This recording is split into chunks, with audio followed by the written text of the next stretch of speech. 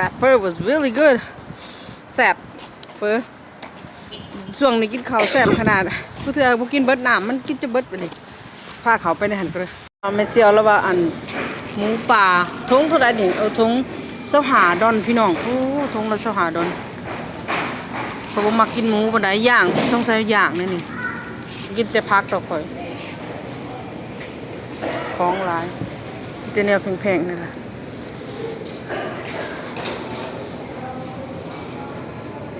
หมักลำใหญ่นี่ค่ะลำใหญ่แพงๆมัดเดียวแล้วพี่อันนั้นคนปากเดียวไม่ไผกินน้ำอยู่เพื่อนนั่นนะลูกก็บ่กินผัวก็บ่กินโอ้หมากเอียงนี่นะคือแบบบ้านเฮาเนาะหมากน่ะหมากน้ำนมว่ะโอ้หมากแพงขนาดได้นี่เนาะมาจากต่างประเทศหมักกล้วยก็ได้7 ดอลนี่พี่น้อง7 ดอลนี่7 ดอลพี่น้องแหล่ปะล่ะอีบ้านเฮากับถึกเนาะฮะได้แล้วเฟอเฮาก็ได้ก๋วยเตี๋ยวจะแซ่บพี่น้องโอ้เทื่อนี้เขาจะบ่ให้อันเขียบหมูใส่เนาะคือเทื่อเขาจะเอาเขียบหมูใส่ให้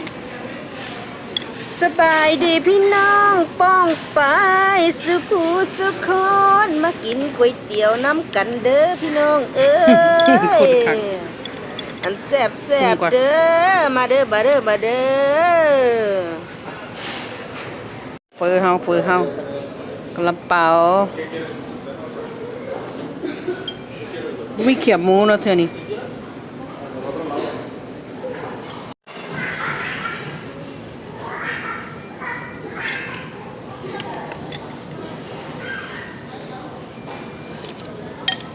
มาบาดดิเฟิร์สถอยหน่อยคิดว่าอันพูดได้ถอยหน่อยก็ยังใหญ่อยู่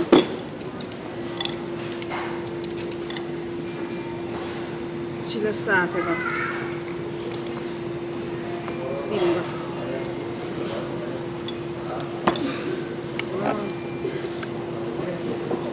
ผมใส่น้ำนัวละลายบ่นัวลายขนาดว่า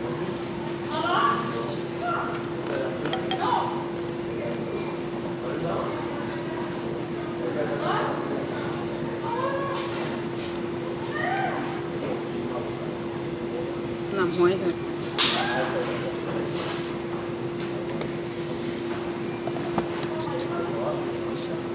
เผ็ดๆตัวละ very spicy I'm gonna make it really spicy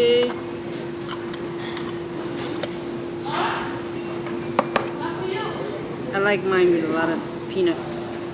ใส่ถั่วดินได้หลายเนาะ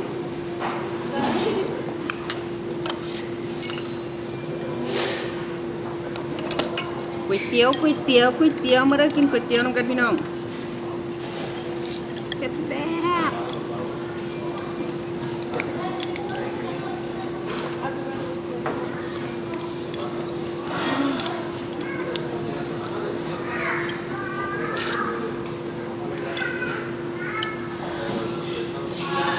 พ่อบางนาว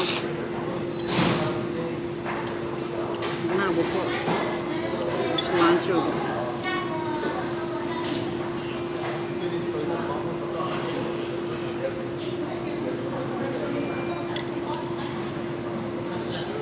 เฮ็ดอยู่ด้วยบุกพริกอันนี้ก็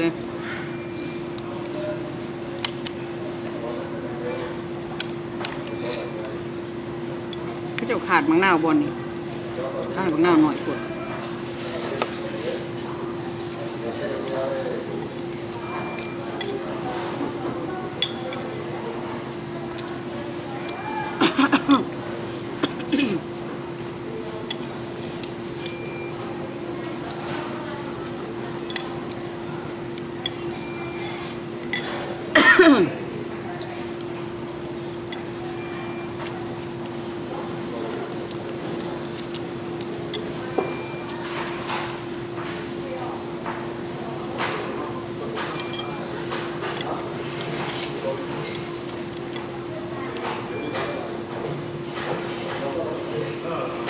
เขามักมากินเฟออยู่นี่เพราะว่า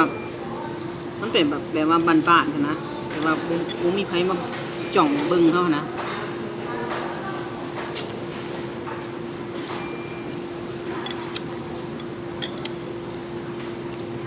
เดี๋ยวเขาก็บ่สนว่าหายทิพย์หรือบ่หายทิพย์แบบว่าเขา feel comfortable นะมาอยู่ที่นี่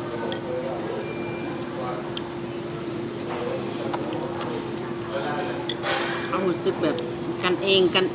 นะพี่น้องก็เขาเจ้าขายโบแพงอีกพอดีกิน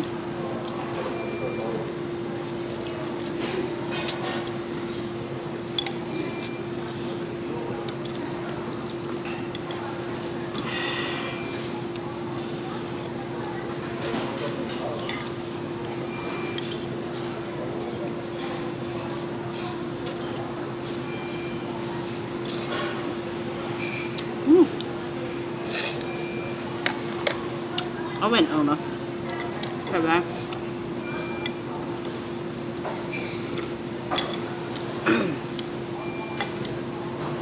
สิได้บ่มีกะปิเนาะบางคนกินเฟอกินกะปิมีกะปิแล้วก็มีบักพริกบักพริกคุยกะปินะ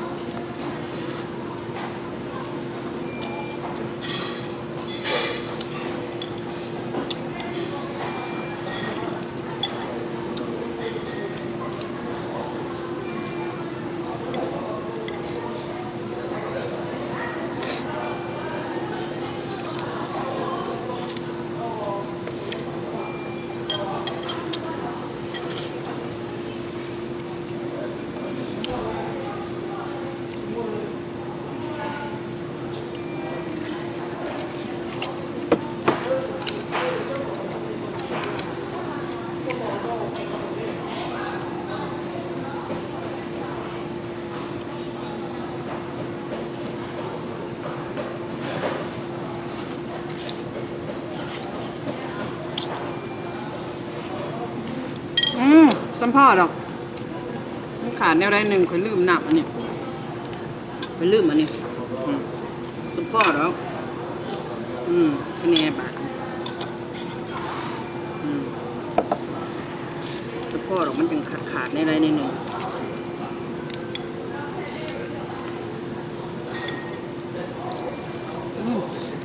คักปัญญังบัดนี้โอเคแล้วบัดครบเครื่องแล้วใส่ชิลชาอีกหน่อยหนึ่งชิลชาอีกหน่อยพอดีบันนี้คักบาดพ่อเรามันจะรู้สึกว่าขาดยังมีแนวขาด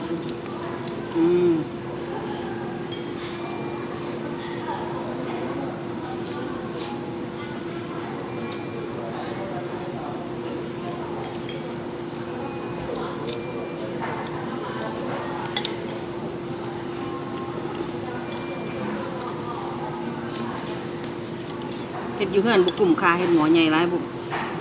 เฮ็ดหมอเพื่อสิซื้อเครื่องมาครบเนาะคนกินอีกคนผู้เดียวคนกินผู้เดียวบุกลุ่มค่า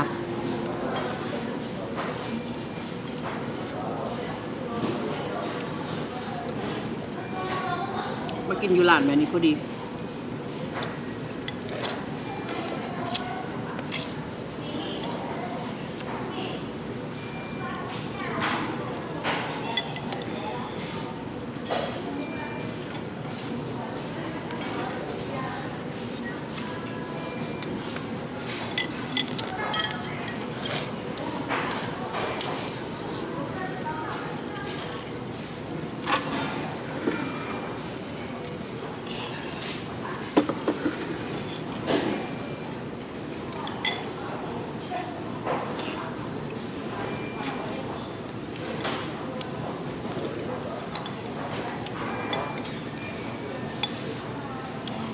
You should have done spring rolls. What? You should have done spring rolls. Spring roll ปั่นกันกิน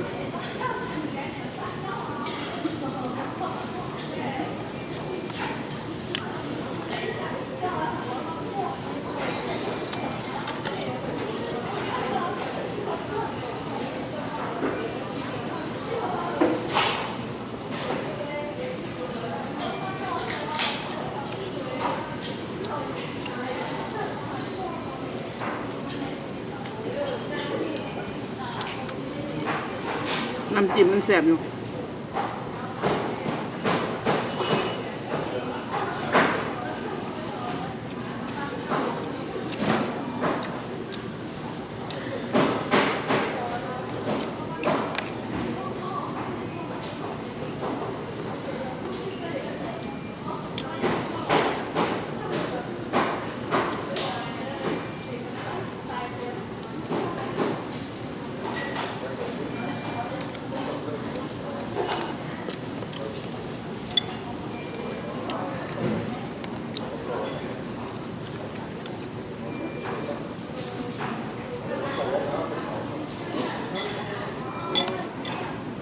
ทำไงพด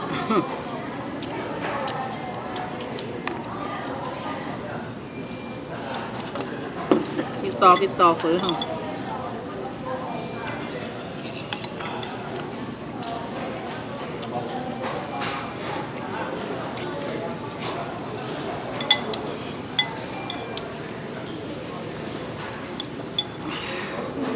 ตอนอยู่ไทยเนาะตอนอยู่ไทยเอิญแต่ก๋วยเตี๋ยวมาอยู่หนูเอิญเฟือ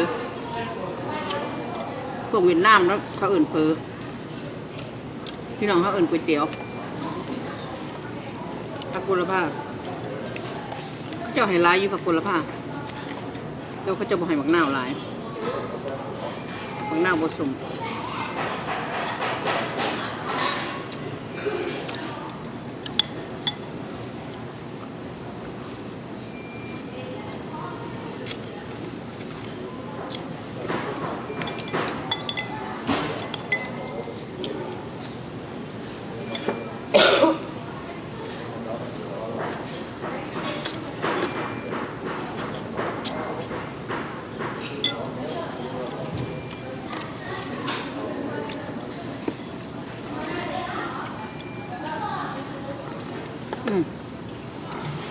วันนั้นพาเนาะบันนั้นพาพี่น้องไปเลาะเมืองเขาขายเครื่องเนาะวันที่นี่แหละกินก๋วยเตี๋ยวกันแซ่บๆยำหนาวแบบนี้หากินแต่ซุปเนาะหากินแต่เนื้อแบบ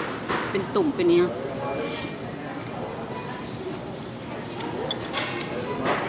มาเบิ่งบรรยากาศก่อนคนบ่หลายปานใดอยู่บิลดิ้งตัวนั้นคนจะหลายอยู่